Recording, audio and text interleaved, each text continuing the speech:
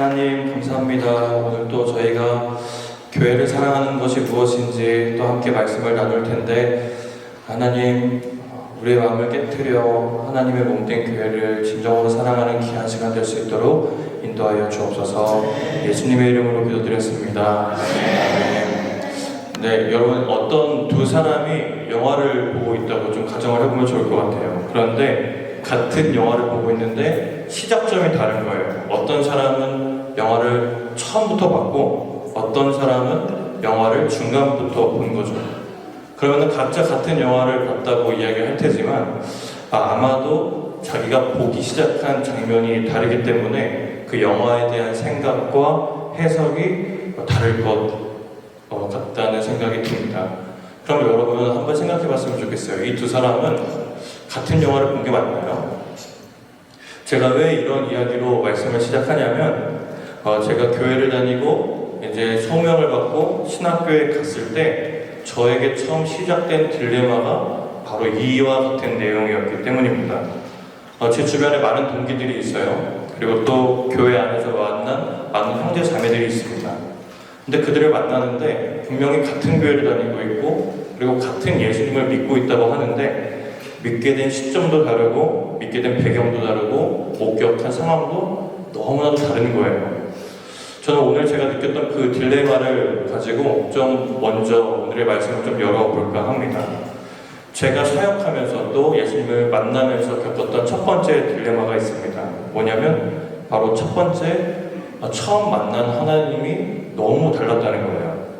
여러분에게 말씀을 이어가기 앞서서 좀 여쭙고 싶습니다. 여러분은 어떤 하나님 만나셨어요? 여러분이 처음 만난 하나님, 여러분이 기억하고 있는 하나님은 어떤 하나님이십니까? 제가 만난 하나님은 저의 죄를 대속해 주신 구원자 하나님이셨어요. 날 왜 부르셨지? 나 죄인인데. 전 도무지 이해할 수가 없었습니다. 여러분 찬양 중에 이런 거 있죠? 모든 상황에 공감하시네. 뭘 공감을 해요? 그냥 불러준 게 고마운데, 불러준 게 땡큐인데 뭘 공감 안 해주셔도 감사. 뭘 공감까지? 저는 그냥 다시 말해서 구원자 하나님을 만났기 때문에 그냥 많은 것들이 필요 없었습니다. 하나님이면 충분하다. 좀 이런 생각을 했었습니다. 그런데 지금 전부라고 얘기할 수는 없겠지만 제 경험에 한정지어 얘기할 수밖에 없겠지만 제가 신학교에 가고 또 많은 사람들을 만나니까 대부분 모태신앙이더라고요. 신실한 신앙, 부모님 밑에서 자란 분들이 대부분이었고 그 믿음의 유산을 받은 사람들이 꽤나 많이 있었습니다. 꽤 더 많은 확률로 또 많은 퍼센테이지로 그 사람들을 만날 수 있게 되었습니다. 근데 그 사람들의 특징을 보니까 하나님이 주시는 복과 그 은혜와 믿음의 유업을 갖고 있더라고요. 축복이 있더라고요. 그래서 그 주님이 주시는 복, 그 테두리 안에서 크게 벗어나지 않는 사람들이 많이 있었습니다. 그러니까 이 사람들은 인생 살면서 그렇게 큰 죄 지은 것도 아니에요. 잘못도 안 하고 살았습니다. 뭐 그렇게 뜨거운 경험은 없지만 하나님의 보호하심 아래서 그냥 그 은혜를 누리며 산 것이죠. 그러다 보니까 이 사람들이 만났던 하나님은 어떤 하나님인가 봤더니 따뜻한 하나님, 아버지 하나님, 나를 용납해 주시는 하나님, 이런 하나님을 만났더라고요. 사실 깊이 들어가면 다른 것은 아닙니다. 하지만 그냥 좀 이해를 돕기 위해 좀 이렇게 좀 가볍게 나누는 것을 좀 이해해 주시면 감사하겠습니다. 근데 제가 만난 이 구원자의 하나님과 아버지 하나님, 이 둘의 차이 어디서 나타나냐? 신앙의 그 열정의 온도에서 차이가 나더라는 겁니다. 저는 주님의 베풀어 주신 은혜라고 얘기할 때 제 죄를 속해 주신 그 부분을 생각하는 거예요. 근데 다른 사람들은 누리는 거예요. 용납받은 하나님. 하나님의 사랑을 집중하면서. 그러면서 저한테 이런 얘기를 하는 거예요. 아니, 무슨 죄를 그렇게 지셨길래 왜 이렇게 구원자 하나님을 이렇게 기뻐하세요? 이렇게 그 하나님을 좋아하세요? 이렇게 얘기를 하더라고요. 무슨 죄 지었는지 궁금하시지 않으신가요? 궁금합니다. 말씀해드릴 수 없어요. 주변에서 그런 얘기 많이 들었습니다. 그러면서 이제 저한테 하는 얘기가 그거예요. 우리 은혁전도사님은 귀성교회 가면 안 되겠다. 귀성교회랑 안 어울린다. 저 어디 나가서 한복판에서 길거리 정도는 해야겠다. 주변 동기들이 이렇게 장난으로 이야기를 했습니다. 제가 그 얘기를 듣는데 제 마음이 아팠어요. 그래서 하나님께 기도를 했습니다. 하나님, 주님이 혹시 저를 이런 귀성교회에 보내신 것이 맞습니까? 주님 실수하지 않는 것을 제가 알고 있는데 뭐 저는 주님하고 관계가 되니까 뭐 한 번의 실수쯤은 눈 감아드릴 수 있을 것 같습니다. 네, 저를 딴 데로 보내주시면 없던 일로 하겠습니다. 그래도 저는 주님을 신뢰할 거예요. 편치 않는 사람 제가 갚겠습니다. 뭐 이렇게 기도했던 적이 있습니다. 왜냐면 저가 생각할 때도 제가 기성교회에 그렇게 적합한 사람인가? 저는 그렇지 않은 것 같아요. 그래서 공감할 수 없는 부분들이 있었기 때문에 저는 하나님께 이렇게 기도를 드렸습니다. 근데 제가 이 자리에 있는 거 보면 하나님이 그 기도를 들어주시진 않는 것 같습니다. 그런데 제가 사역을 시작하면서 느꼈던 두 번째 딜레마가 있습니다. 무엇이냐? 교회를 바라보는 시선이에요. 처음 만난 하나님이 다르다 보니까 당연히 교회를 바라보는 시선도 다르겠죠. 여러분은 교회 공동체를 어떤 시선으로 바라보고 계세요?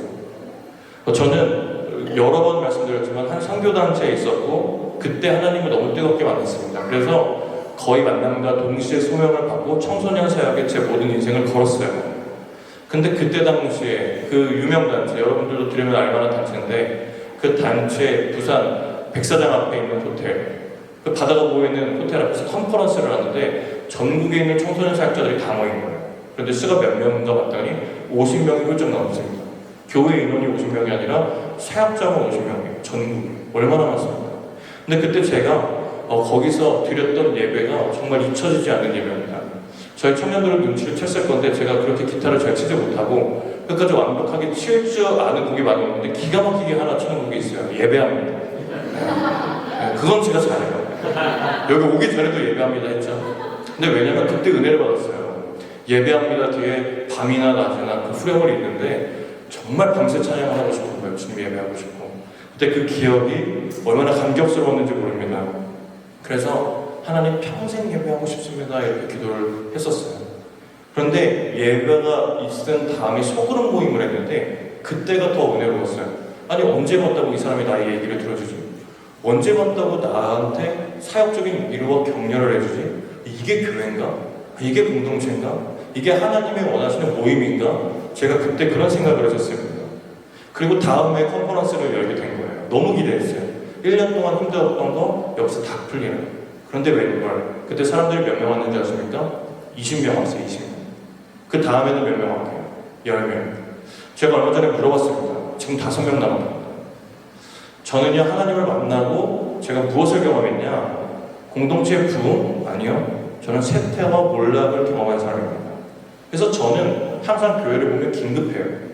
이거 교회가 무너져 가는데? 인원수가 줄는데? 공동체 사역이 없어지는데? 이거 괜찮은 건가? 제가 바라보는 교회에서는 그렇습니다. 그런데 제가 저희 교회는 아닙니다. 정말 믿어주세요. 다른 교회. 제가 이제 교회 사역을 시작하는데 딱 들어가 보니까 너무 평안한 거예요. 그런데 제가 느꼈을 때 제 생각이 언제나 옳진 않습니다. 근데 예레미야 선지자의 고백처럼 평강하다 하는데 전혀 평강한 느낌이 아닙니다. 아니 사람들이 교회를 안 나오는데 왜 뭐가 평강하지? 사람들이 줄고 무너지는데 괜찮아. 하나님이 하실 거야. 이러는 거예요. 제가 그때 제 마음을 정의하기로 감히 선지자적인 마음이 아니었을까 좀 정해봅니다. 이러면 교회가 무너지지 않을까요? 이러면 결국 우리는 소멸하지 않을까요? 그런데 교회는 생각보다 고요한 거예요. 언젠가 과거에 큰 인기를 얻었던 가수가 있습니다. 멘토님들은 아실 거예요. 변진섭이라는 가수예요. 우리는 몰라요. 그렇죠? 나도 몰라. 근데 그분이 무릎팍도사에 나와서 이런 얘기를 했었습니다. 제가 한때 엄청난 인기를 누렸습니다. 그런데 제가 인기를 잃어가는 과정을 좀 이렇게 설명해 드리겠습니다. 그때 나의 모습은 마치 해수욕장에 떠내려가는 모습과 같았습니다. 조금씩 백사장과 멀어지고 있는데도 나는 괜찮아를 외쳤습니다.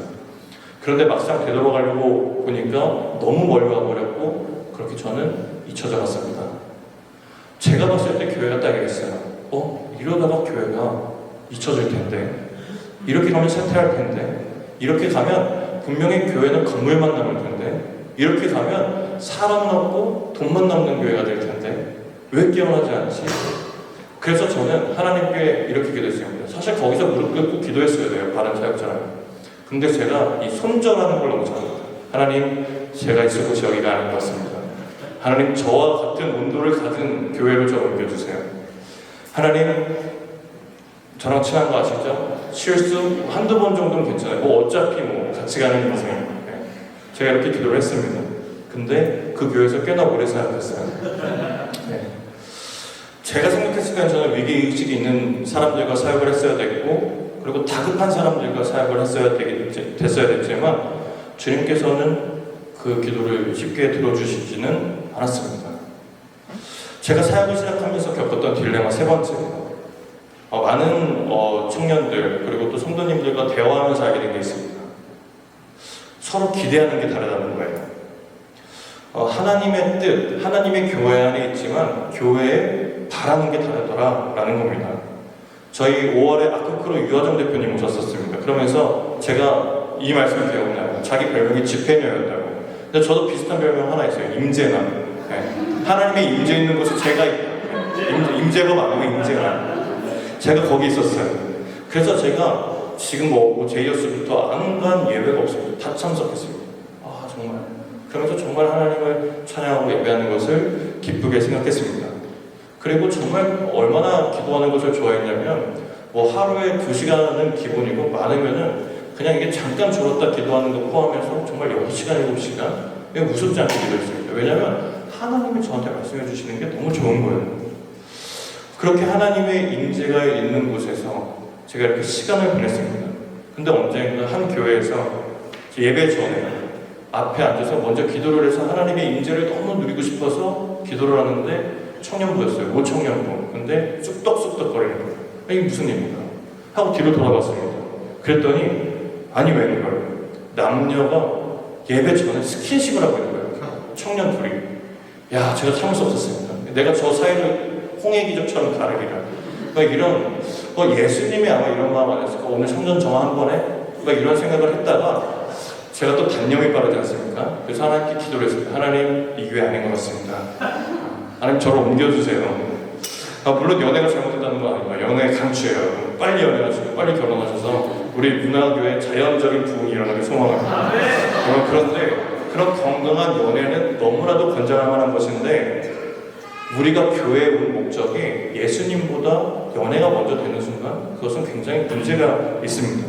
그런데 그들이 그렇게 스킨십을 하는 것을 보고 제가 차라리 이곳을 나가버리는 게 낫겠다.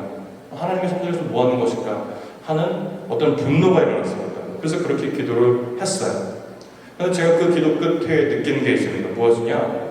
그 사람들도 하나님이 부르셨다는 사실이에요. 제가 그것을 거부할 수 없었어요. 아 맞다. 이 사람도 하나님이 부르신 사람들이구나. 주님은 저와 다른 하나님을 만난 사람들, 다른 열정을 가진 사람들, 또 다른 시선을 가진 사람들, 다른 기대를 가진 사람들을 항상 함께 하게 하셨습니다. 뭐나 맞는 사람들과 함께 한 적이 그렇게 많지 않아요. 여러분 이제 본격적으로 말씀을 나눌 텐데 여러분들에게 다시 한 번 더 묻겠습니다. 여러분이 만난 하나님은 어떤 분이세요? 그리고 여러분은 교회 공동체를 어떻게 생각하고 계세요? 그리고 그 여러분들이 생각하는 교회 공동체에 여러분이 기대하는 것이 무엇입니까? 저는 오늘 이 세 가지 앞에 여러분들이 정직하게 반응하시는 시간 되었으면 좋겠습니다. 왜 우리를 부르셨을까? 그러면은 저는 이제 문화교회에 온 지 얼마 안 됐지만 여러분들은 문화교회에 되게 오래 계셨지 않습니까? 그럼 여러분들이 있는 이유는 다 같을까? 그럼 여러분들이 문화교회에 기대하는 바는 다 똑같을까? 하나님을 만난 경험이 다 똑같을까? 저는 아니라고 생각합니다. 아마 이 안에서도 우리가 오랫동안 문화교회에서 함께 성장해왔지만 이 사람 한 사람 한 사람을 다 뜯어놓고 볼 때 만난 하나님도 지향하는 신앙도 하나님을 떠올릴 때 가장 먼저 생각나는 모습도 저마다 다르리라 생각이 듭니다. 제가 신방만 해봐도 알아요. 아 이분은 이런 하나님을 만났구나. 저분은 저런 하나님을 만났구나. 다 다르더라는 거예요. 실제로 어떤 분은 인격적인 하나님을 만나지 못했지만 어떤 분은 구원자 하나님을 만났고 어떤 분은 아버지 하나님의 사랑에 배려되어 날마다 눈물로 하루를 보내는 분들도 봤습니다. 그 신앙의 본질과 형태가 결국엔 다 다르다는 거예요. 그러면 하나님이 왜 우리를 이렇게 부르셨을까? 우리가 아까 에베소서의 말씀을 살펴봤지만 오늘 본문을 좀 살펴보니까 조금은 이해할 수 있을 것 같습니다. 바울은 신기하게 같은 질문 앞에 서 있었던 것 같아요. 아니, 우리보다 더 심각한 상황에 놓여 있었던 것 같습니다. 유대인과 이방인, 부자와 가난한 자, 남자와 여자, 노예와 자유인을 한 교회, 한 테두리 안에, 한 울타리 안에 같이 묶어놓은 거예요. 서로 살아온 배경도 다르고 문화도 다르고 가치관도 다르죠. 여러분, 당시 유대인들에게 이방인이 어떤 존재였을까요? 외국인? 아니요. 더러운 사람들이었어요. 부정한 사람들. 취급하면 안 되는 사람들. 여러분, 제가 노예와 자유인에 대해서도 설명하지 않았습니다. 여러분들 충분히 아시리라 생각이 듭니다. 여러분, 노예와 자유인은 사실 인간 대 인간이 아닙니다. 인간 대 도구예요. 근데 하나님의 교회 안에 하나로 묶으셨다는 거예요. 부자와 가난하죠. 지금은 누군가가 재정이 넉넉하고 지금 누군가가 이제 재정이 부족하지만 그때는 그렇지 않았습니다. 피지배층과 지배층이 관계였어요. 남자와 여자. 여러분, 그때는 남자의 권위가 사회적으로, 국가적으로 더 인정을 받던 시기입니다. 명확한 차별이 있던 시기였어요. 그런데 바울은 그들을 향해서 얘기하는 거예요. 야, 너네 하나야. 너네 하나야. 너네 교회야. 이렇게 얘기하고 있는 겁니다. 그럼 대체 교회가 뭐길래 그렇게 다른 사람들을 이렇게 묶어놓은 걸까요? 그러니까 도대체 교회가 뭐길래 좀 비슷한 사람들끼리 모아두고 같은 정서로 하나님 만나면 좋은데 왜 교회는 그렇게 다른 사람들이 모여야만 하는 걸까요? 우리가 각자 교회를 바라보는 이미지가 있을 것 같습니다. 침묵, 프로그램, 알라타, 집 같은 거. 여러분, 그런 거 사실 다 파편화된 이미지라 생각이 듭니다. 오늘 우리 안에 파편화된 모든 교회에 대한 이미지가 걷어지고 성경이 선언하는 진짜 교회의 본질과 정의를 마주했으면 좋겠습니다. 우리가 그럴 때 비로소 이 잠든 시대에 하나님께서 역사하시는 깨어있는 교회가 될 줄로 믿습니다. 여러분, 죄송하지만 교회는 교회입니다. 침묵도 하는 데 아닙니다. 물론 그것도 중요한 요소지만 그것이 본질이 되어서는 안 됩니다. 교회가 무엇인지 알아야 돼요. 본질을 잃은 집단은 결국에 힘을 잃게 되어 있습니다. 우리 안에 교회에 대한 의미가 바르게 되살아나고 교회가 어떤 곳이며 그 교회를 다시 한 번 더 하나님의 방법대로 세워나가는 열정이 회복되었으면 좋겠습니다. 우리가 교회를 사랑하자고 처치 오늘 두 번째 강의인데요. 그것이 무엇인지 알기 앞서서 교회가 먼저 무엇인지 알아야겠습니다. 여러분, 여기서부터가 시작이에요. 여러분, 제가 한국교회 세태기라고 이야기를 할 건데 이것은 더 설명하지 않아도 될 것 같습니다. 아니요, 하나님께서 일하실 건데요. 아니요, 여러분, 냉정하게 보면 지표상 한국교회는 세태기가 맞습니다. 그렇다고 한다면 왜 사람들은, 교회 안에 있는 사람들은 왜 괜찮아? 왜 해수욕장 저 멀리 떠내려가는 것을 보는데도 위기감을 느끼지 못할까요? 왜 그럴까요? 분명히 잘못되고 있는 것을 직감적으로 경험을 하는데 왜 우리는 그것을 위기라고 받아들이지 못할까요? 왜냐하면 우리가 교회를 오해했고 교회를 잘못 알고 있었기 때문입니다. 우리는 이 번듯한 예배당, 잘 짜여진 주일 예배 순서, 그리고 매끄럽게 돌아가는 행정 조직을 교회라고 착각했던 것 같아요. 건물이 그대로 있고 주일에 사람들 모이니까, 그리고 어떻게 해서든지 한 명 빠져도 다른 사람 들어와서 시스템 유지되니까 교회가 무사하다고 생각했던 것 같습니다. 하지만 성경은 단 한 번도 교회를 건물이나 조직으로 정의한 적이 없습니다. 교회가 그럼 무엇일까? 교회는 건물이 아니라 예수 그리스도를 구주로 고백한 사람 그 자체가 교회라는 거예요. 건물이 아무리 웅장하고 하더라도, 그리고 우리 교회 재정에 수억 원, 수백억이 쌓여 있다고 하더라도 그 안에 모인 사람들이 잠들어 있고 그 안에 있는 사람들이 죄에 찌들어 있다면, 그 사람들 삶의 머리에 예수님의 통치가 나타나지 않는다면 죄송하지만 그것은 쇠퇴한 교회 혹은 교회가 아닐지도 모릅니다. 제가 이렇게 교역자다 보니까 제 주변에 교역자들이 많아요. 이런 자기 교회들을 이렇게 소개해요. 우리 교회 몇 명이야? 우리 교회 부지가 몇 평이야? 우리 교회 목사님은 세계적인 석학이야. So what? 어쩌라고? 그럼 그것이 중요합니까? 여러분, 그것은 교회의 본질적인 요소가 아닙니다. 진짜 중요한 것은 무엇이냐면 교회를 구성하고 있는 한 사람 한 사람 그 심령 가운데 예수 그리스도가 살아있는 거예요. 예수 그리스도가 그 사람을 통치하고 있는 거예요. 여러분, 이게 중요한 거예요. 정말 초라한 거 서너 명이라도 그것에 모인 사람들 가운데 그 심령 가운데 예수 그리스도가 살아있다면 여러분, 하나님이 인정하시는 교회는 그 교회입니다. 그럼 그렇기 때문에 교회가 죽었어요. 이러면은 우리 심령이 죽은 거예요. 교회가 살아나야 됩니다 라고 이야기한다면 본질적으로 우리의 심령이 되살아나야 된다는 겁니다. 여러분, 사역하면서 정말 마주하고 싶지 않은 상황들이 있어요. 사람들이 여러 이유로 생각보다 본질적인 것을 너무 쉽게 보이는 거예요. 너무 많은 상황과 너무 많은 이유로 이 예수 그리스도를 너무 쉽게 놔버립니다. 제가 여러분들에게 다시 한 번 더 묻겠습니다. 여러분 정말 교회가 회복되길 원하십니까? 여러분 정말 여러분 스스로가 교회를 사랑하는 삶을 살고 싶으십니까? 만약에 그렇다면 교회에 대한 정이 먼저 붙게 될 줄로 믿습니다. 저는 여러분들이 주님의 몸된 교회를 사랑하며 그 안에서 한 몸을 이루기를 힘쓰고 더 나아가서 하나님의 사명을 감당하는 공동체가 되기를 예수님의 이름으로 간절히 축복합니다. 여러분, 이제 그럼 우리가 본격적으로를 몇 번 하는지 모르겠지만 우리가 본격적으로 교회를 사랑하는 것이 무엇인지를 좀 살펴봤으면 좋겠습니다. 오늘 크게 세 가지 살펴볼 겁니다. 여러분, 교회를 사랑하는 것이 무엇인지 함께 잘 살펴봤으면 좋겠습니다. 첫 번째입니다. 교회를 사랑하는 것은 그리스도를 주인으로 모시는 겁니다. 이게 교회를 사랑하는 거예요. 에베소서 1장 22절부터 23절, 오늘 본문 말씀인데요. 제가 읽을 테니까 눈으로 천천히 한번 읽어주세요. 또 만물을 그의 발 아래 복종하게 하시고 그를 만물 위에 교회의 머리로 삼으셨느니라. 예수님을 교회로 머리 삼았다고 본문은 이야기하고 있습니다. 머리는 리더 이렇게 생각할 수 있지만 사실 그때 당시의 문화적 맥락에서 볼 때 통치자에 가깝습니다. 최고권이고 생명, 근원, 몸을 하나로 연결시키는 어떤 근원, 생명이 나오는 통로다 이렇게 보면 좋을 것 같습니다. 그런데 모든 몸의 명령을 주관하는 머리가 바로 예수님이다라고 이야기하고 있습니다. 그리고 그 예수님께 복종해야 된다고 이야기하고 있어요. 그것이 바른 교회의 목적이자 교회의 모습입니다. 여러분, 교회의 분란이 언제 일어날까요? 이것 깨지면 일어나는 거예요. 머리가 예수님이 아닐 때, 머리가 내가 될 때 분란이 생기는 겁니다. 하나님께서는 참 제가 아직도 어린 나이라 생각이 들어요. 인정하지 않는 몇몇의 청년들이 있을 수 있겠지만 저는 아직도 젊다고 생각합니다. 근데 하나님께서 이 어린 나이에 참 많은 곳에서 사역을 경험시켜 주셨습니다.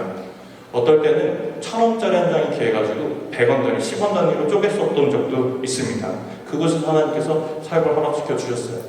여러분, 우리가 이제 이렇게 잘 하다 보면 우리 주변에 이렇게 환경 미화 하시는 분들이 우리 주변을 깨끗하게 청소해 주지 않습니까? 근데 그 동네가 약간 달동네 같은 곳이었어요. 그래서 고양이가 죽었는데 일주일 동안 치워지지 않는 거예요. 그만큼 낙후된 동네였어요. 전 그곳에서 그 사역을 해봤습니다. 그런데 웬걸 하나님이 저를 그곳에서만 사역하는 게 아니라 정말 흔히 말하는 돈 많은 동네 가서 사역도 경험시켜 주셨습니다. 아니, 선물을 주시는 거예요. 아니, 너무 감사하죠. 받았더니 몇십만 원 줘요. 아무 날도 아니고 그냥 마음이 들어서 샀다는 거예요. 그냥 이것들이 그들한테는 아무것도 아닌 일상. 그곳에서 사역한 적도 있습니다. 또 평균 학력이 고등학교 수준인 어떤 그런 교회에서 사역을 했었던 적도 있고, 또 어떨 때는 석박사가 기본인 거예요. 그러니까 적어도 논문 한 편씩은 다 갖고 있는 거예요. 그런 교회에서 사역을 하게 해주셨습니다. 그때마다 하나님의 공급하심을 경험했고 일하심을 경험했습니다. 그래서 사도 바울이 그런 얘기를 하죠. 나는 빈궁에도 풍부에도 처했다. 저도 그 말이 조금은 이해될 것 같아요. 근데 제가 그렇게 많은 사람들과 여러 부류의 사람들과 함께 사역을 하면서 교회 사역을 해봤는데 제가 그때 배운 사실이 있어요.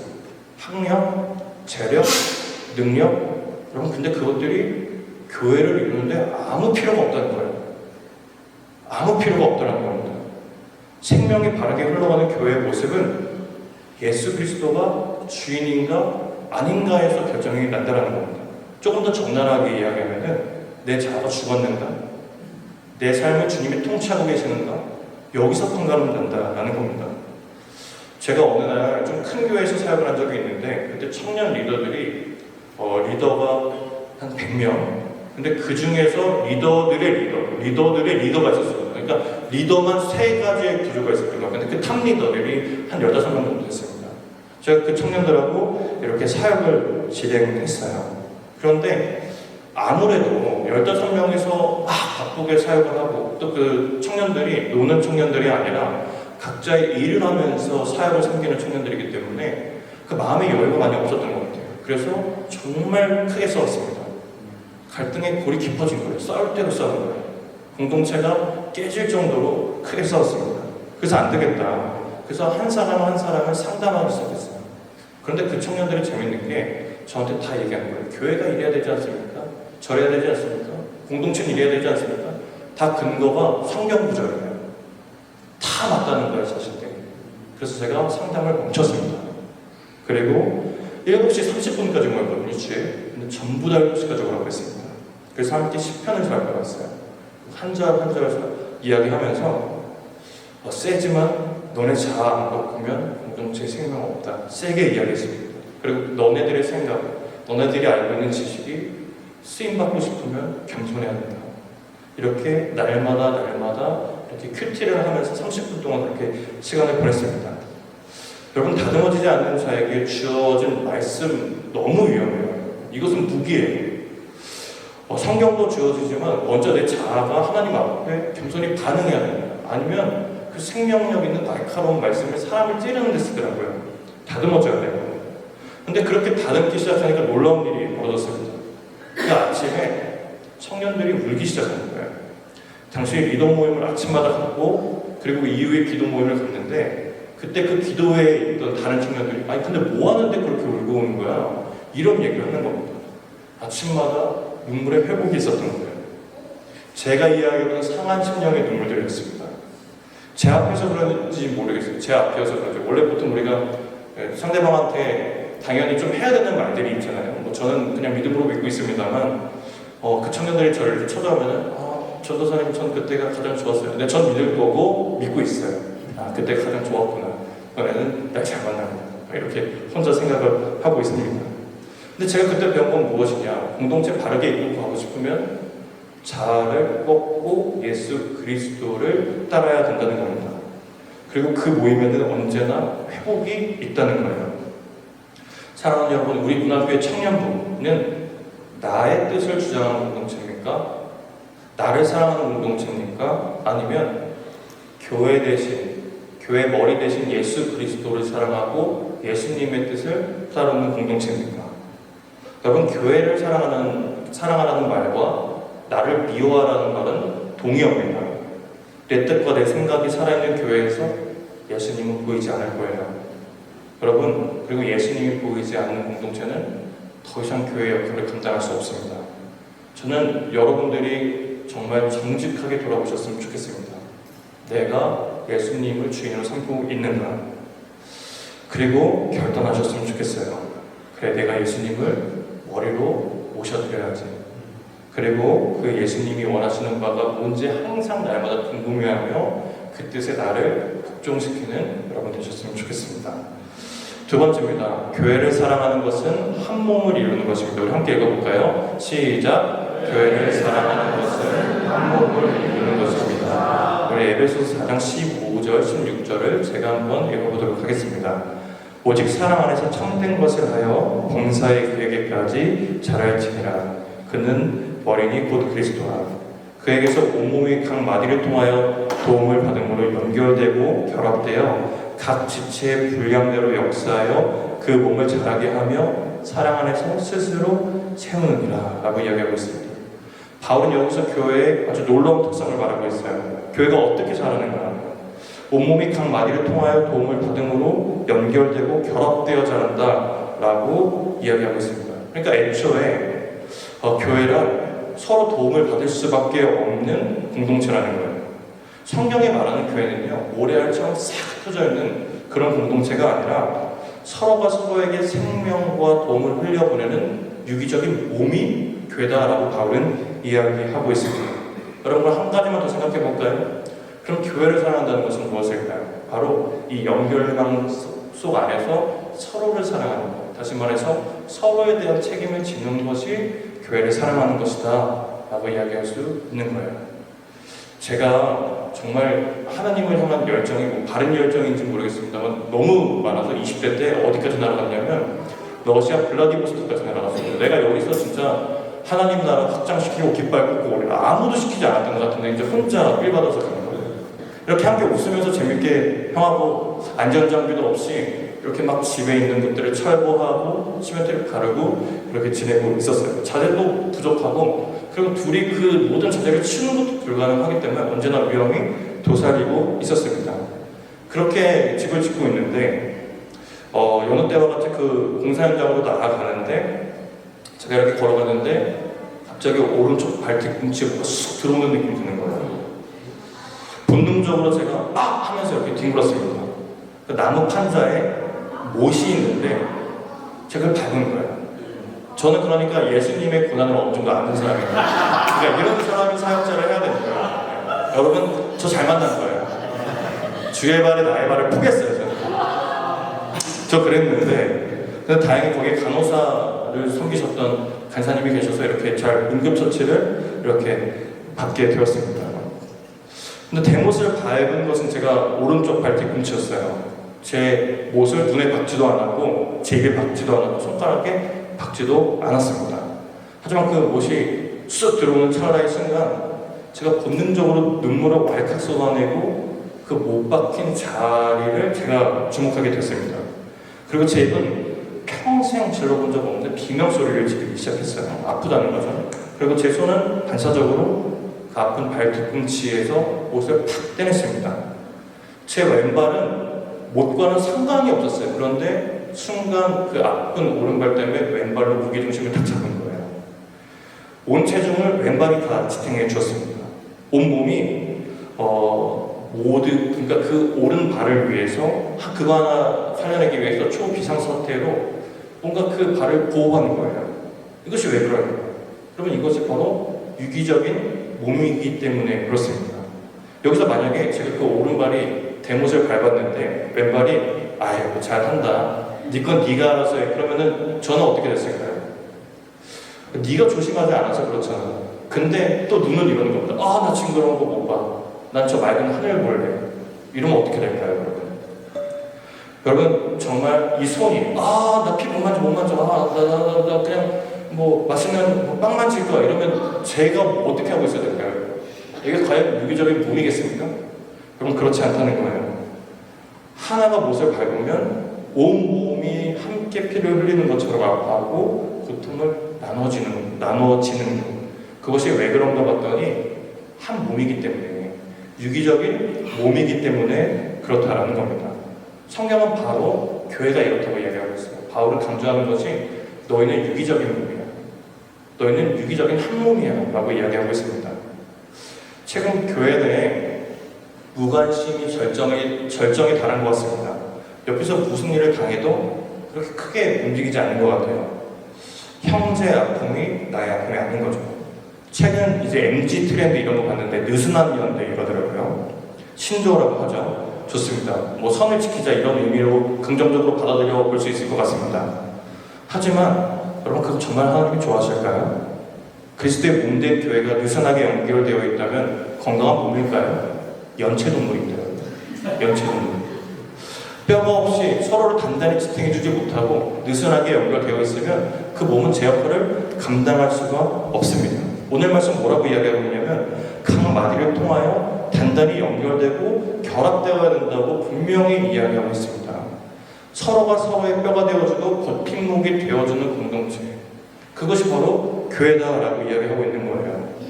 언제부턴가 세련되게 느슨한 연대라는 가면을 쓰고 굉장히 주변 사람들한테 무관심한 것이 그냥 지금 교회의 모습인 것 같아요. 제 가정에 어려운 일이 생겼대. 어떤 청년이 큰 상처를 받고 교회를 떠났대. 이런 얘기를 들으면 그렇구나, 아쉽다. 근데 그건 개인의 결정이니까, 개인의 프라이버시입니다. 깔끔하게 선을 긋는 것 같아요. 여러분, 그런데 정말 생각해 봅시다. 하나님께서 원하시는 교회가 그런 교회입니까? 아닐 겁니다. 하나님께서 원하는 교회, 오른발에서 피가 철철 나고 있는데 개인의 프라이버시라고 왼발은 모르는 척하는 교회, 그것이 하나님이 원하시는 교회일까요? 저는 아니라고 생각합니다. 모두의 아픔, 한 사람의 아픔을 함께 공감해 줄 수 있는 것, 함께 책임지는 것, 그것이 바울이 말하는 교회고 하나님께서 기뻐하시는 교회일 겁니다. 사랑하는 여러분, 오랫동안 흐르지 않은 우물에는 수많은 세균이 번식하게 되어 있습니다. 우리 공동체 내에도 여러분들이 한번 잘 살펴봤으면 좋겠습니다. 오랜 관계 안에서 소통이 끊기고 마음이 흐르지 않아서 겉으로는 멀쩡해 보여요. 우리 축복할까요? 축복합니다, 사랑합니다, 다 해요. 하지만 서로 부딪히기 싫다는 이유로 적당한 선을 두고 대화를 단절한 관계는 없습니까? 그렇다면 그 관계의 물길을 막아버렸다면 다시 한 번 더 한 몸 되기를 힘써보시는 건 어떻습니까? 하나님께서 원하시는 교회, 유기적인 몸, 한 몸, 서로가 아플 때 서로를 책임져주는 몸, 우리 그런 교회 다시 한 번 더 되보면 어떻겠습니까? 저는 우리 교회가 연체동물 같은 교회가 되지 않길 소망합니다. 정말 건강한 교회, 정말 하나님께서 기뻐하시는 교회가 되기를 간절히 소망합니다. 이 시간 무너진 모든 관계가 회복되기를 예수님의 이름으로 간절히 축복합니다. 마지막입니다. 교회를 사랑하는 것은 세상 가운데 그리스도를 드러내는 것입니다. 우리 다시 한 번 더 읽으면 좋겠는데 함께 읽어볼까요? 시작! 교회를 사랑하는 것은 세상 가운데 그리스도를 드러내는 것입니다. 에베소서 5장 8절부터 11절 제가 읽을 테니까 눈으로 함께 읽어주시면 감사하겠습니다. 너희가 전에는 어둠이더니 이제는 주 안에 빛이라. 빛의 자녀들처럼 행하라. 빛의 열매는 모든 착함과 의로움과 진실함이 있느니라. 주를 기쁘게 할 것이 무엇인지 시험하여 보라. 너희는 열매 없는 어둠의 일에 참여하지 말고 도리어 책망하라. 아멘. 앞서 우리는 내 자아를 죽여 그리스도를 주인으로 모시고 볼맛 터진 관계의 신경망을 이어서 정말 한 몸을 이뤄보자고 지금까지 이야기를 했습니다. 그렇다면 이렇게 안으로 단단하고 건강하게 세워진 교회의 방향은 어디로 향해야 될까요? 여러분, 내부로 향해야 될까요? 계속 우리의 건강만 챙겨야 될까요? 여러분, 아닙니다. 8절 보면 너희가 전에는 어둠이더니 이제는 주 안에서 빛이라. 여기서 주의적으로 아주 중요한 포인트가 있습니다. 바울은 우리가 과거에 어둠 속에 살던 불쌍한 사람이었다라고 정의 내리지 않아요. 뭐라고 정의 내리냐면 우리 존재 자체가 그냥 어둠이었다는 거예요. 그러니까 나는 깨끗했는데 내가 그냥 어둠에 속했던 게 아니라 그냥 우리는 어둠이었다는 겁니다. 반대로 근데 뭐라고 이야기하고 있냐? 이제 단순히 빛을 어렴풋이 비추는 존재가 아니라 머리 대신 예수 그리스도와 연합함으로써 우리가 정말 본질적인 그 자체의 빛이 되었다라고 선포하고 있습니다. 이것은 우리가 점진적으로 도덕적인 수련을 해서 얻은 결과도 아니고 우리가 어떻게 노력해서 얻은 결과도 아닙니다. 이것은 예수 그리스도 십자가 보혈로 우리 존재가 완전히 거듭났기 때문에 가능한 일입니다. 신분의 변화를 경험한 거예요.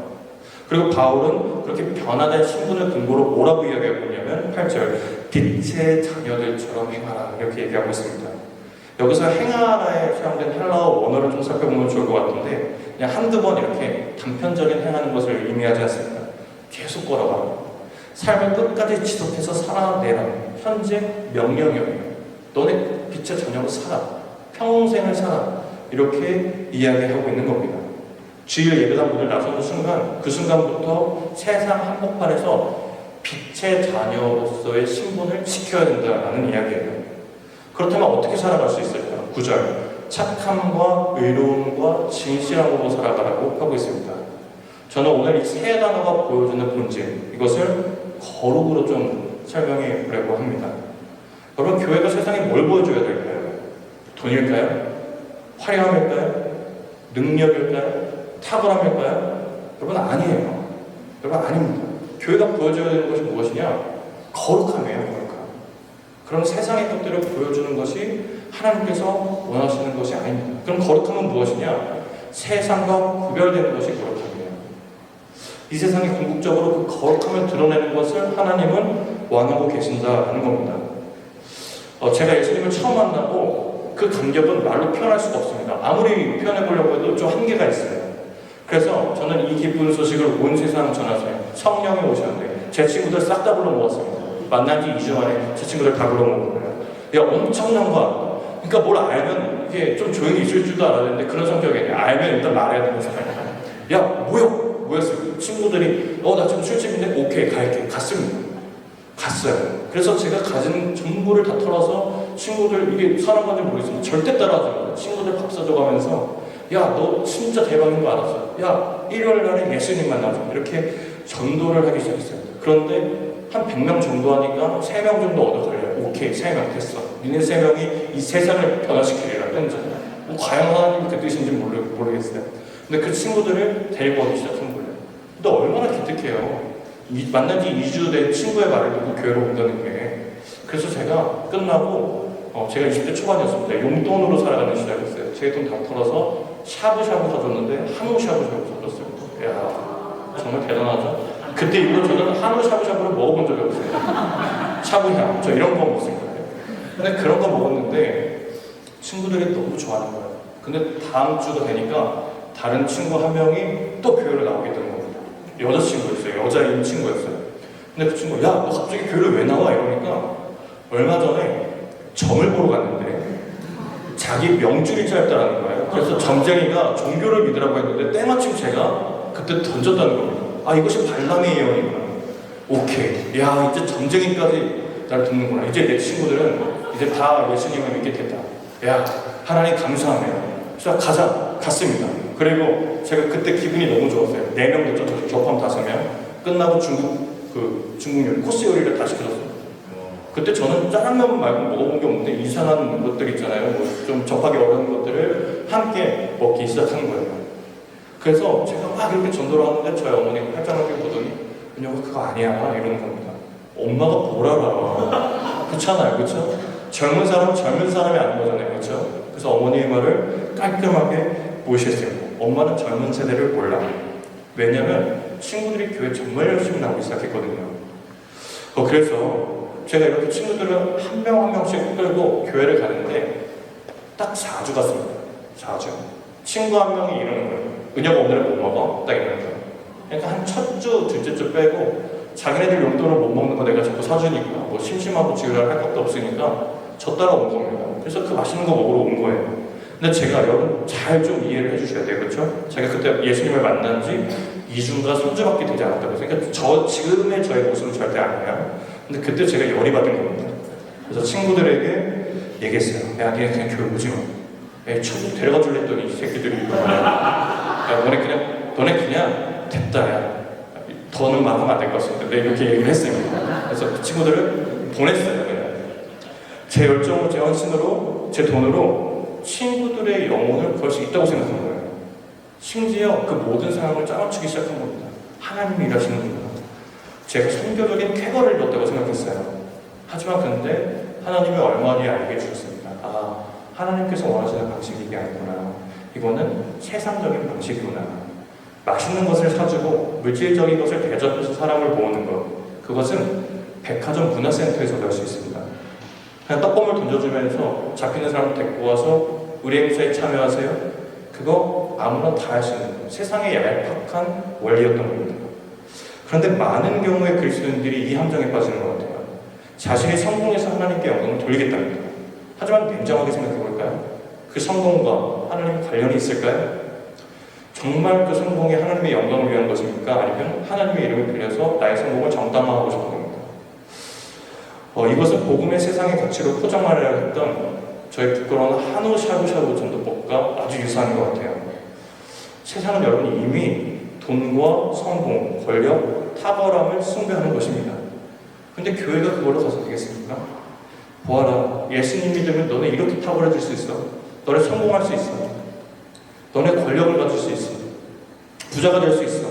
라고 하면서 예수님 믿는 보상, 그 트로피를 세상과 똑같은 걸 준다면 교회가 과연 구별이 되겠습니까?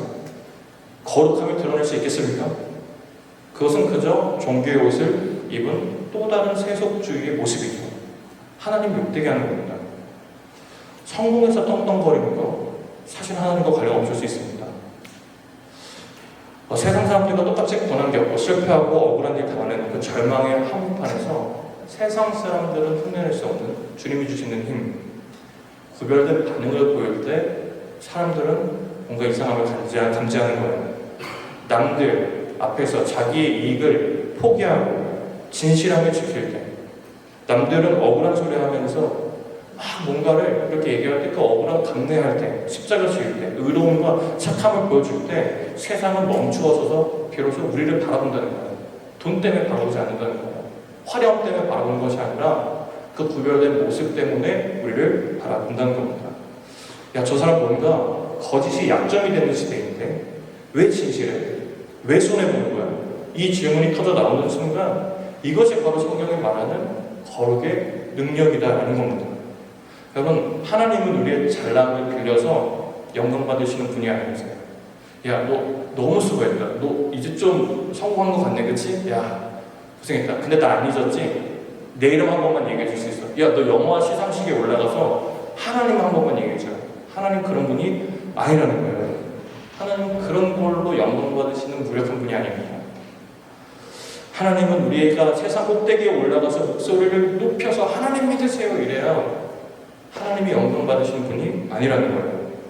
하나님은 언제 영광을 받으신가? 우리가 거룩함을 지킬 때, 세상에서 구별된 모습을 보여줄 때 하나님께서 영광을 받으신다는 겁니다. 여러분, 교회가 건물이 아니라 그랬습니다. 제도가 아니라 그랬습니다. 행정적인 시스템이 아니라 그랬습니다. 건물은 예수 그리스도를 주라 시인하는 사람들의 모임이라 얘기했습니다. 그럼 내가 교회라고 한다면 돈이나 학위가 필요한 것이 아닙니다. 그것 물론 여러분들의 인생을 경영해 나가는데 너무 중요하겠죠. 하지만 그것으로 하나님이 영광 받지는 않으십니다. 무엇으로 영광 받냐? 거룩함으로 받는 거예요. 거룩함. 여러분, 여러분은 하나님이 세상 가운데로 보내신 교회입니다. 구별된 교회예요. 여러분들은 그 구별된 교회가 되기 위해서 어떤 것을 욕망하고 계십니까? 세속적인 욕망을 그리스도인이라는 포장지로 막 똘똘 뭉치는 거예요. 그래서 나 정말 하나님을 위해 산다. 이렇게 하나님을 속이고 계시진 않습니까? 여러분, 그래서는 절대 안 됩니다. 욕망을 있는 대로 차라리 주님 앞에 가져가서 그 욕망을 가지고 있는 나의 모습을 한탄하며 가슴을 치며 회개를 하는 것은 몰라도 그것이 마치 예수님을 위한 것이냐 속여서는 안 됩니다. 또 우리의 거룩함, 구별됨으로 나아가야 합니다. 저는 여러분 안에 거룩한 갈망이 터져나오기를 소망합니다. 교회가 교회되어야겠습니다. 그럼 우리가 정말 교회되어 하나님의 영광을 돌리는 우리 모두 되었으면 좋겠습니다. 우리 안에 오해하거나 교회되지 못한 부분이 있다면, 더 나아가 교회를 사랑하지 못한 부분들이 있다면 오늘 이 시간 우리의 마음을 돌이켜 다시 교회를 사랑하는 마음으로 바로 서기를 예수님의 이름으로 간절히 축복합니다. 우리 반주를 좀 해주면 좋겠는데요. 제가 문화교회 처음 부임하고 반주 한번 부탁드립니다. 우리가 문화교회 처음 부임을 하고 제가 청년부에게 가장 필요한 것이 무엇일까 고민을 많이 했습니다. 기도도 많이 했어요. 근데 그때 생각해 볼 때 하나님이 제게 또 말씀을 통해서 마음에 감동을 주셨던 것은 무엇이냐면 하나님과의 관계가 올바로 정립되어야 한다. 좀 이런 마음의 감동을 주셨습니다. 여러분 생각해 보세요. 우리가 하나님을 믿는 사람인데 하나님과 관계가 깨졌다면 그 나머지가 어떤 소용이 있을까요? 아무런 의미가 없지 않을까요? 하나님이 저에게 그런 감동을 주셨던 것 같아요. 그리고 하나님을 계속해서 사랑해야 된다 이런 마음을 주셨습니다. 청년부 여러분들 우리 기도에 나오고 또 말씀 많이 들은 분들 알 거예요. 우리 하나님 사랑합시다. 하나님 갈망합시다. 이 닳도록 얘기했습니다. 그렇죠? 그런데 여러분, 하나님을 사랑하는 것은요, 하나님을 사랑하는 데서 멈추지 않습니다. 그 하나님 사랑은 필연적으로 교회를 사랑하는 것으로 흘러가게 되어 있습니다. 저는 이왕 우리가 하나님 사랑까지 잘 왔죠, 그죠? 근데 이것이 멈추지 않았으면 좋겠습니다. 교회를 향한 사랑까지 이르렀으면 좋겠습니다. 나만 알던 이기적인 모습에서 벗어나 하나님의 몸된 교회를 사랑하는 축복의 시간이 되었으면 좋겠습니다. 저는 오늘 설교를 시작하면서 제가 여러분들에게 사역을 하면서 겪었던 저의 솔직한 딜레마를 고백했습니다. 저는 무너져가는 공동체 보니까 너무 답답했어요. 세상과 타협하면서 안일하게 신앙생활하는 사람들 사실 보면서 너무 신경질이 났어요. 정죄 얼마나 많이 했는데 이러면 교회가 무너집니다. 이러면 다 죽습니다. 왜 이렇게 태평하세요? 지금 교회가 수치적으로 떨어지고 있는데 왜 안 깨어납니까? 근데 제 외침 안에 나는 저 사람들하고 다르다가 있더라고요. 나는 하나님을 향한 뜨거운 열정이 있는 사람이고 나는 임재랍니다. 임재를 갈망하는 사람이다. 저를 특별하게 여겼던 것 같아요. 근데 성경을 보니까 저와 똑같은 딜레마를 가졌던, 마음을 품고 살았던 선지자가 한 명 있는 것 같아요. 이사야. 그 약의 이사야 선지자는 하나님의 영적인 안목을 갖고 있었던 사람입니다. 그래서 이스라엘 백성들을 바라보면서 막 이렇게 쓴소리를 할 수 있었던 사람이에요. 하나님을 떠나 우상 숭배하고 영적으로 마비되어 괜찮아를 외치던 사람에게 너에게 화가 있을 거야. 너희는 망할 거야. 그의 메시지는 날카로웠고 선지자적인 열정도 있었어요. 그렇게 세상과 교회를 향해 분노와 정죄의 화살을 막 쏘아 붙이던 이사야가 어느 날 환상 중에서 하나님의 보좌를 만나게 되는 거예요. 하나님의 영광이 성전에 가득하고 거기는 천사들이 그 하나님의 모습을 보면서 곳곳에서 거룩하다 막 이런 찬양을 하기 시작한 겁니다. 세상에 어둡다면서 소리치던 그 선지자가 그 하나님의 거룩함을 직면했을 때 뭐라고 얘기했을 것 같으세요? 주님, 저희 무감독한 사람들 제가 깨웠습니다. 저 죄인들을 멸하여 주십시오. 그리고 거룩한 사람들을 일으켜 주십시오. 이렇게 얘기했을 것 같으세요? 아니요. 이사야가 뭐라고 얘기했냐면 가슴을 치며 고꾸라졌습니다. 그리고 이렇게 절규합니다. 화로다. 나여 망하게 되었도다. 나는 입술이 부정한 사람이요. 나는 입술이 부정한 백성 중에 거주하면서 만군의 여호와이신 왕을 배웠습니다. 이사야가 깨달은 거예요. 아, 세상의 문제가 아니었구나. 저 손가락질하던 타락한 교인들의 문제가 아니었구나. 하나님의 거룩하심 앞에서 막상 딱 서보니까 내가 평가하고 정죄하던 내 입술이 가장 더러운 거예요. 내 입술 때문에 내가 망하게 생겼구나. 하나님의 거룩하심 앞에 서보니까 이사야가 깨달은 거예요. 저 죽어가는 것보다 내 자아가 펄펄 살아있는 것이 더 문제였구나. 이사야 선지자가 깨닫게 된 겁니다. 내가 죽어야 될 죄인이었구나. 그런데 여러분, 제가 말씀을 준비하는데 어떻게 하면 우리 청년부를 깨울 수 있을까? 저의 화살이 죄송합니다만 여러분들한테가 있었거든요. 근데 하나님께서 이 말씀을 깨닫게 해주시는 순간 그 화살과 시선이 저에게 오는 것 같았습니다. 잠깐만, 이거 문화교회의 문제가 아니잖아. 내 문제였잖아. 내가 하나님 앞에 서보니까 이거 내 문제였네. 영적 자만이 있었던 당사자가 나였네. 뭐 좀 안다고, 그렇죠? 뭐 좀 배웠다고 여기 나와서 나를 속이는 거예요.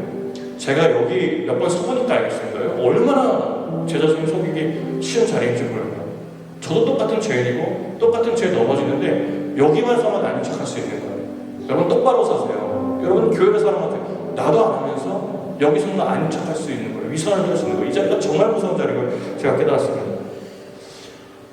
근데 제가 얼마나 의미심장하게 우리 찬양팀한테 회개 찬양 좀 준비해주세요 이러고 진짜 한번 뒤집어버리라 이런 생각을 가지고 여기 왔는데, 근데 뒤집어져야 될 사람이 저더라고요.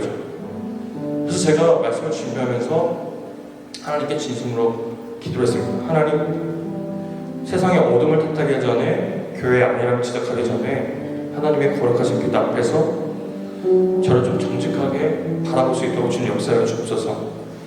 화로다 나를 망하게 되었다라는 고백을 제가 먼저 하게 해주시고, 제가 이 시간 좀 고꾸라져서 저의 추악한 민낯을 좀 발견하게 해주시고, 나 때문에 한국교회가 이렇게 안 되고 있구나를 좀 깨닫게 해 주옵소서 라고 이렇게 좀 기도를 드렸어요. 여러분, 성경은요, 성경의 원리가 너무 똑같아요. 너무 단순해요. 우리가 신학적으로 너무 복잡하게 생각하지만 단순해요. 회개의 자리로 나아가서 돌이키면 회복됩니다. 이게 성경의 원리예요. 더도 덜도 없어요. 그리고 이사야가 그렇게 ቁ꾸라져 있을 때 천사가 제단에 핀 숯불을 가지고 와서 이사야의 더러운 입술에 대며 선포하죠. 보라, 이것이 내 입에 닿았으니 내 악이 제하여졌고 내 죄가 사하여졌고. 이게 뭘까요? 회개합니다. 용서받는 겁니다. 그리고 그 회개의 자리를 통과한 이사야에게 하나님의 음성이 들려옵니다. 내가 누구를 보내며 누구를 위하여 갈까? 사명이 부어지는 시간입니다. 완벽하게 깨어지고 제세함 받은 이사야에게 이제 분노와 정죄가 아니라 주님의 긍휼한 마음을 품고 떨리는 목소리로 이제 이사야는 고백하는 거예요. 내가 여기 있나이다. 나를 보내주시옵소서. 여러분들, 회개 다음에 사명이 있는 거예요. 회개 다음. 회개 안 하고 내 생각으로 나가면서 교회는 이래야 돼 저래야 돼 그렇게 하는 게 아니라 오늘 이사야의 고백처럼 나는 망하였다 하고 그 안에서 발견되는 은혜로 우리는 사명을 감당할 수 있는 겁니다. 그 이후에 형제사랑 교회사랑도 있는 거예요. 여러분, 저는 여러분들에게 강력하게 좀 초청해보고 싶습니다. 여러분, 제가 경험한 건 기회는 언제나 오지 않아요. 여러분들 막 압박하거나 여러분들에게 뭐 조급함을 심어주려는 이야기가 아니라 진짜예요. 진짜예요. 이 예배 내일 오겠어요. 여러분 아니더라고요. 저는 여러분들이 좀 오늘 이사야의 마음을 저와 함께 소망했으면 좋겠습니다. 그리고 이사야처럼 부끄러웠으면 좋겠어요. 아, 나 때문에 교회가 이렇게 됐구나. 내가 죄인이었구나. 내가 사랑하지 못했구나. 우리 교회가 무너져가는 건 내 자아 때문이었구나. 하나님 내 입술이 너무 부정했습니다. 이사야의 고백이 우리 가운데 가득하길 소망합니다. 우리가 이렇게 정직하게 우리의 모습을 직면하고 또 하나님께 회개하며 나아갈 때 하나님께서 하늘의 천사를 보내어 우리 입에 숯을 대주시지 않겠습니까? 그리고 너의 죄는 사하였다. 나의 사명을 위하여 누가 달려갈고 하나님께서 사명자를 찾으시지 않겠습니까? 여러분, 주님의 십자가의 보혈이 우리가 자복하고 회개하며 하나님 용서해달라고 우리가 간곡히 소망하고 또 기도할 때 부정한 우리의 모든 것을 씻기시고 다시 한번 우리를 거룩한 교회로 세워주실 줄로 믿습니다. 이 밤이 낙심과 정죄를 멈추고 나 자신으로부터 하나님의 성전으로 교회를 사랑하는 예배자로 바로 서는 대전환점이 되기를 간절히 소망합니다. 우리 함께 올라와 주시겠어요? 찬양 한 곡하고 또 우리가 함께 기도했으면 좋겠는데요. 위러브라는 찬양팀이 있습니다. 근데 그 찬양팀의 찬양 중에 회개라는 찬양이 있습니다. 우리 PPT 먼저 띄워주시겠어요? 우리가 먼저 가사를 읽어보면 좋을 것 같은데요. 제가 함께 읽겠습니다. 하나님은 우리를 사랑하셔서 찢으신 우리를 붙이시는 분. 하나님은 신실하셔서 죄인들의 아바 되어주시네. 아버지, 우리는 죄지었습니다. 끝까지 따르지 않았습니다. 이제는 그런데 하나님 뜻 지키렵니다. 이마저 주님이 이루심입니다. 넘겨주세요. 하나님 우리를 사랑하셔서 찢으신 분, 우리를 붙이시는 분. 우리 그 부분 한번 보여주시겠어요? 예배하겠다고 이제 우리가 예배하겠습니다. 우리 모여 찬양하자. 제일 먼저 예배하자. 영화로운 주의 이름. 아멘 아멘. 여러분, 이런 내용이 담겨있는 찬양입니다. 우리가 함께 이 찬양을 전심으로 부르고 또 우리가 하나님께 전심으로 돌아가길 소망하며 하나님께 우리의 마음을 다시 한번 조명하여 줘서 내가 부정한 자라는 것을 깨닫게 될 때 하나님이 우리를 통하여서 야, 내가 너희를 어디에 보냈노? 내가 너에게 무슨 사명을 줄까? 다시 한 번 더 영적인 콜링이 있을 줄 믿습니다. 그리고 우리가 그 콜링에 반응할 때 이 무너져가는 교회 생태계, 쇠락기, 침체기라는 이 시대 가운데 다시 한 번 더 빛의 역할을 감당하게 될 줄 믿습니다. 우리 함께 찬양하겠습니다.